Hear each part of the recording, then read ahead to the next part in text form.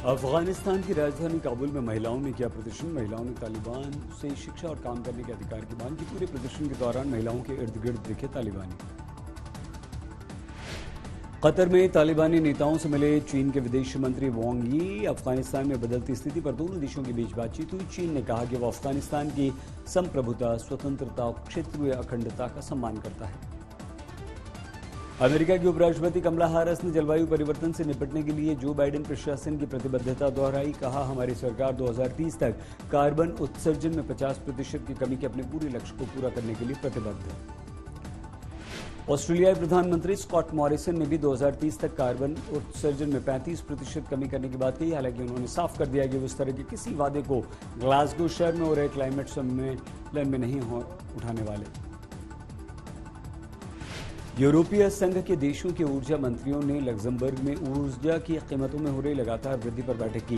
Meeting में कई देशों के नए नियम बनाने की मांग की तो कुछ नए नियमों का विरोध किया गया। हाल के दिनों में यूरोप के कई देशों में गैस के दामों में जबरदस्त वृद्धि हुई है। पशु अधिकार से जुड़े सामाजिक कार्यकर्ताओं ने लंदन की सरकारी इमारत वेस्टमिंस्टर बिल्डिंग पर चढ़कर प्रदर्शन किया। प्रदर्शनकारियों ने सरकार से डेयरी और मांस उद्योगों के लिए सब्सिडी को खत्म करने की मांग की। एनिमल रेबेलियन ग्रुप ने ब्रिटेन की सरकारी इमारतों पर प्रदर्शन किया। क्यूबा की राजधानी हवामा में थम नहीं रहा सरकार के विरोध में प्रदर्शन। कोरोना प्रतिबंधों के साथ कई मुद्दों पर लोग अपनी सरकार का हवाना में विरोध कर रहे हैं।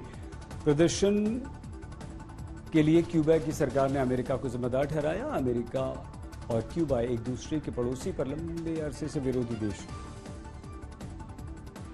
रूस में कोरोना थम नहीं रहा। पिछले 24 घंटे में कोरोना से मरने वालों का आंकड़ा 1106 हो गया। बढ़ते कोरोना मामलों को देखते हुए सरकार ने लोगों से घर में रहकर काम करने को कहा है।